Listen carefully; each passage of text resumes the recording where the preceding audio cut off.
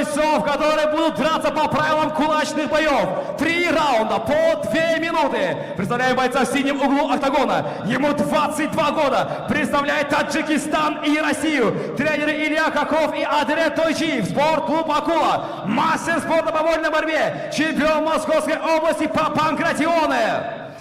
Джахангир Эль Пачо Насиров!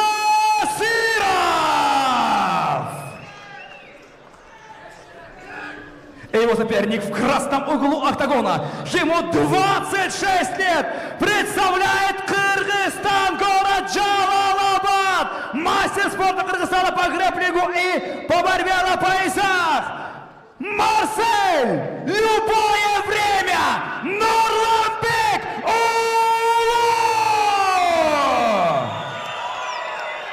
Улу! 4 камтуу боюнча Кыргызстандын лидеринен чексиздикти кошуп ал. 4 жумага болгону 500 сом. Максималдуу ылдамдыктагы чексиз интернет. Акысыз мессенджерлер менен социалдык тармактар. Wi-Fi'ды акысыз таратуу. Чексиз чалуулар. Жогорку сапаттагы 200дөн ашуун телеканал. Этно Медиа онлайн кинотеатрын акысыз көрүү. Мой О тиркемесинен же Остор дүкөндөрүнүн акысыз есим. Баарына чексиз. Ардактуу мекендештер, демек бардык буга чейинки айтылып келген сөздөргө чекит койгон чоң бир убакыт келди жана мушкерлер бир эле учурда шоу жарады, бир эле учурда ошол достуктагы маанайды көрсөткөн спортчулар Марсель Нурланбек уулу. Жалпыңыздарга в любое время деген кайман аты менен таанымал болгон спортчу жана анын каршылашы Джахангир Эль Пачо Насиров.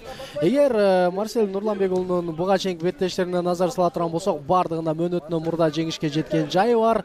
Андыктан бүгүн дагы ал ийгиликти кайталоого умтулат. Ал эми Джахангир Насиров жөн жерден бул беттешти кабыл алып болуш керек жана канчалык деңгээлде бул ага ийгилик алып келет сөзсүз түрдө байкайбыз. Айтор бүгүн эми Марсель Нурланбек уулу Джахангир Насировго ушул чоң бир чекит ой турган учур келди. Ал эми Эль Пачо болсо буга чейин айткан, мен сени жеңип тургандан кийин аш менен дагы сыйлайм деп. Ал эми ал канчалык деңгээлде ишке ашат көрөбүз. Бирок менимче Марсель Нурланбек уулунун ушул тажрыйбасын, буга чейинки беттештерин бардыгын эске ала турган болсок, фаворит дал ушул Марсель Нурланбек уулу жана анын азырынча толук абалды көзөмөлгө алууга да болгон ашыгуусу азыр кимдин бирөөнүн тиш кабы учпетүү жок. Бардык ордунда ушул болгону алардын абалды көзөмөлгө алуу керек экенин да айтат жана кайрадан Джахангир Насировдун соккулары азыр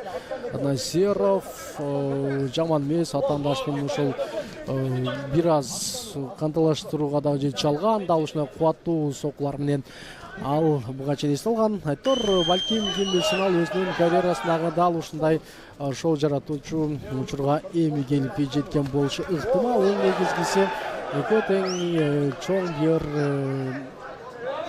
мыкты ушул шоулорду көрсөтүп келген. Андыктан биз экөөнө тең каалайбыз ийгиликтерди. Азыр Марсель Нурланбек уулу өзүнүн баардык жүрүштөрүн көрсөтүп атат. Ошондой эле ал октагон оюндарына, башка бир оюндарда жеңишке жетип жүргөн Марсель Нурланбек уулу мына мынтип эми Джахангир Насировдон мындай чоң атаандашты күтпөдү болуш керек. Биринчи раунд кандай соңуна чыкканын билбей калдык. Чындыгында өтө бир кызыктуу беттештик көрдү. Негизи Марсель Нурланбек уулу Анвар Магомаев менен беттеш өткөрмөк болчу экенин башта айтып өткөнбүз. Бүгүн эми Джахангир Насиров кыска мөөнөттө бул беттештик кабыл алды деп айткандан алсын, өзү суранып алды. Бул беттешке мен чыгам, мени кой бергиле деп. Андыктан эми ал кандай жыйынтык кылат, чындыгында эле ушул өзүнүн калоосу оң болгонбу, терс болгонбу, анын бардыгын билүүчү убакыттарда менимче алыс эмес. Азырынча Марсель кайрадан октагондун борбордук бөлүгүнөн өз ордун ээледи дагы. Биз болсо кайрадан мушкерлердин мына мынтип борбордук бөлүккө бара жатканына дагы назар салып атабыз. Азыр мына кайрадан жылуу кол алышуу жана экинчи раунд старт алды. Марсель Нурланбек уулу кайрадан эле жандуу баштоого умтулат. Экөө тең өзүңүздөр билгендей ушул буга чейинки оюндардагыдай ушул кол менен кооз беттеш көрсөтүүгө басым жасайт. Кээ бир учурларда орун албаса, көпчүлүк учурда алар бул жерден ийгиликтүү абалды көрүүгө турат. Ошол эле бул эки мушкер чыгып жүргөн хардкордон чемпион аткан бүгүн Самат кыргыз отурат. Албетте ал дагы өтө бир берилүү менен бул беттештеп көрүп отурган айтсам болот. Ал ортодо мына мушкерлерден кайрадан ошол чоң бир тиреши азыр борбордук бөлүктөн Марсель Нурланбек уулу менен Жахангир Насировдун тиреши кандай нукта уланат дагы көрөлү. Эң негизгиси Жахангир Насировдун татыктуу каршылаштыкты көрсөтүп жатканын айтып өтсөк болот. Ал өзү башта айтканда эле ушул бар эле блогер дейт, бирок блогерлер эмнеге жөндөмдүү экенин мен силерге көрсөтөм деген аны көрсөтө алды болуш керек. Ал ушул 2 раундтун алкагында бирок билбейм канча дагы көрөбүз. Марсель Нурланбек уулу азыр кайрадан борбордук бөлүктө жана атаандаштык көздөмө жолдонгон түз соккулар жана ал нерсенин бардыгы көп барган сайын убакыттын өтүүсү менен акырындап бара жатат. Марсель Нурланбек уулу болушунча каптал соккулар менен атаандашты таңдантууга дагы ашкан. Албетте Жахангир Насиров турусу керек, туруп беттеште улантпаса болбой калат. Бунча жолду менимче жөн жерден басып өткөдү болуш керек. Азыр Марсель Нурланбек уулу кайрадан атаандашты түз сокку менен жана ушул жерде нокдаун. Өзүңүздөр көргөндөй биз алгачкы нокдаунду көрө алдык жана Жахангир Насиров Эль Пачо бир аз ошол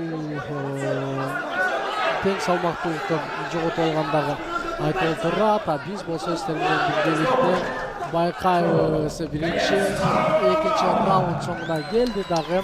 Албетте 2 раунд кармалды. Эгер дагы бир 30 секунд убакыт болсо абал башка нукка өзгөрүлсө керек. Бирок убакыттын ошол жетип бул ирет эми Эль Пачонун пайдасына иштеди. Ал эми ушул любое время деп таанылган биздин мекендешибиз Марсель Нурланбек уулу өзүңүздөр көргөндөй азыр дем албай туруп кайрадан беттеш улантууга даяр. Анткени анын кайманаты любое время, ага убакыттын айырмасы жок. Бардык жерде өзүнүн мыктылыгын далилдегенге даяр экенин гана жакшы билебиз. Жана азыр секунданттар эң соңку көз ирмемдерде болушунча спортчулардын демдерин басып, алардын чарчоосун жазууга ашыгат. Эң негизгиси биз сиздер менен биргеликте бул абалдарды дагы карайлы. Канча дагы азыр 3-чү раунд жана бул чечүүчү раунддун алкагында Марсель Нурланбек уулу Жахангир Насиров менен каршы мыкты бир тирешти көрсөтүүгө ашыгат. Калыска дагы менимче бир топ болго турган беттеш болууда. Жахангир Насиров азыр кубаттуу соккун өткөрүп алганына карабастан кайрадан атаандаштын бутуна кирип барды жана азыр ал туруп беттеште өзүн көрсөтүүгө умтулат жана ал албетте убакыт бар экенин айтып олтурат. Намыс үчүн азыр Жахангир Насиров турууда жана Жахангир Насировго азыр бул жерде турууга кайрадан убакыт керек экенин жакшы билебиз. Калыс бул жерде Жахангир Насировду тур деген дагы көрсөтмөнү берет. Албетте 1 мүнөт убакыт бар.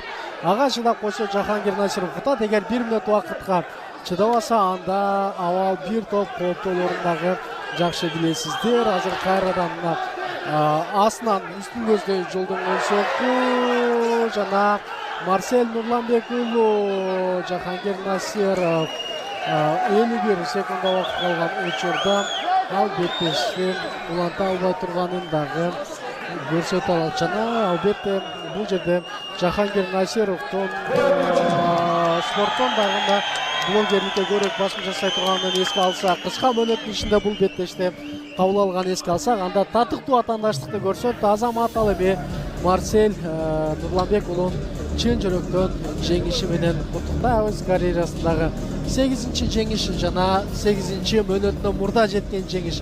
Бирөөсүндө дагы убакыт менен жеңишке жеткен эмес, анын бардыгында мөөнөтүнөн мурда жеңишке жеткен мушкер экенин эсиңиздерге салып өттөлү.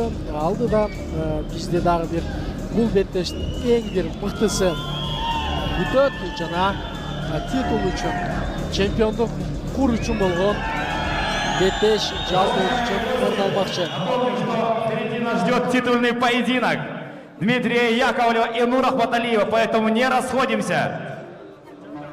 Но в этом бою, в главном поединке вечера ESC-40, победу на первой минуте 4 секунде третьего раунда нокаутом одержал Нурланбеков любое время Марсель!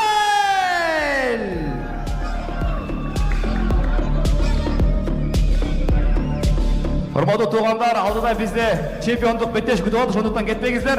Алдыда чемпиондық беттеш бар. Марсель, біріншіден құттықтайын жеңішменен, бұл принципиалды беттеш болчу. Қандай сөздері бар сізде? Ассалаумалейкум, қырғыз әлім. Бардыңарға чоң рахмат үшінші қолдап келгендерге. Ушинтип қырғыз әлім дайыма биримдикте бололу. Өзүбүздүн спортты колдойлу. Мен мисалы Кыргызстандын лигасынан урушуп чыккан эмес, мен Россиянын башка өлкөлөрдүн лигасынан урушуп, ошактын хайпын өзүбүздүн лигага алып келип көрсөттүбүз. Кыргызстанда ушундай лига бар экенин көрсөтүшүбүз керек биз. Дайыма бири-бирибизге поддержка бериш керек. Почему нет? Бизге гонорар төлөп берсе, конечно, ошол эле Эйсейдин, Наракберактын гонорарын төлөп берсе, любой момент ушабыз. И ошондой эле спасибо моему сопернику. Ну, это спорт, один человек побеждает. И ошондой эле ушу турнирди уюштурган Шола братан сизге рахмат. И ошондой эле Нурсултан ака чоң рахмат. Алла разы болсун, ушинтип Кыргызды дайыма колдоп жүрөлү. Жанында жүргөн досторум, и ошондой эле братчикам и братан досум. И ошондой эле Абдрахман досум, жеңишиң менен куттуктайм. Биз Абдрахман Самат болуп, постоянно чогуу жүрөбүз Москвада. Москва сила. Так что бардыңарга чоң рахмат. И ошондой эле мага постоянно поддержка берип жүрөт. Аташ досум бул жака келе албады. Кичине Дүйнө деген адам акчанын аркасынан кууп жүрөт Москвада. Так что келсең болмок. Чоң рахмат досум сага да. Ушунча поддержка кылып жүргөн. От души. Всем ассаламу алейкум, Кыргызстан алга.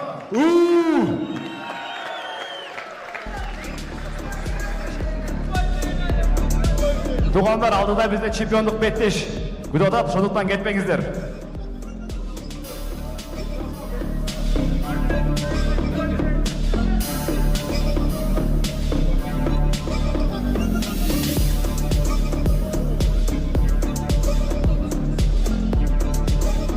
И ошондой эле достор, мен бүгүн неге жакшы бой көрсөтө албадым, андыктан мен bundan 3 күн мурда мушташтым Казакстандын лигасында.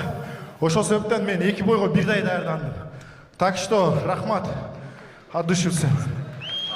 Эль Пачо, у тебя есть слова, которые ты хочешь сказать. Почему в этом поединке у тебя не получилось абсолютно ничего? В смысле абсолютно ничего? К сожалению, так и вышло. Ну как вышло? Как вышло абсолютно ничего? Ну ты ради побежать тогда, давай подерем, в смысле ничего, как вышло. Я с ним подрался, за 5 дней было предупреждение, я ничего, никакие оправдания не делаю.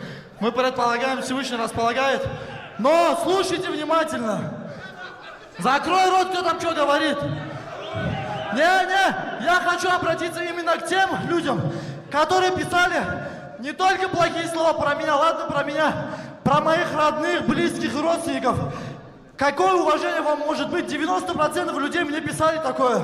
Разве? Подожди, да, я договорю. Я гость, во-первых, или нет?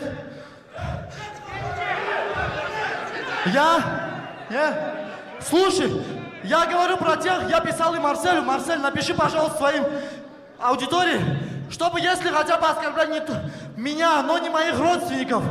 Кто моих родственников оскорблял, тот настоящий не мужчина, я говорю. Это только про тех, кто оскорблял моих родственников. Я, во-первых, сюда прилетел с уважением. Мне предупредили за 5 дней до этого. Я почему согласился, чтобы не пострелять этот бой? Потому что мы с Марселем давно должны были подраться. Но, к сожалению, 10% людей меня встретили хорошо. 10% из 100% Кыргызстана. Это вот эти братья. И еще остальные там, которые за кадром вообще. Можете спросить у Марселя, что я говорил. Я как гость, вы должны были меня встретить нормально. А не писать негативные комментарии. Кто писал, тот не мужчина, сейчас говорю. Все, Кыргыз элим. Просто биздин Кыргызстан всегда поддержкада болот дайыма. Буга көп комментарий жазып коюптур. Ошол себептен кичине неме тутат. И андыктан таджики, кыргызы, мы, брат, это только спорт. Спасибо, брат, от души. Мой близкий друг, самый ближайший друг, на кого я могу положиться, это кыргыз, это Адилет. Я с детства с ним очень близко дружу. Я могу ему рассказать все, из-за этого я одел этот колпак. Потому что он мой близкий друг. Я могу спокойно сказать, хоть я из Таджикистана, Кыргызстан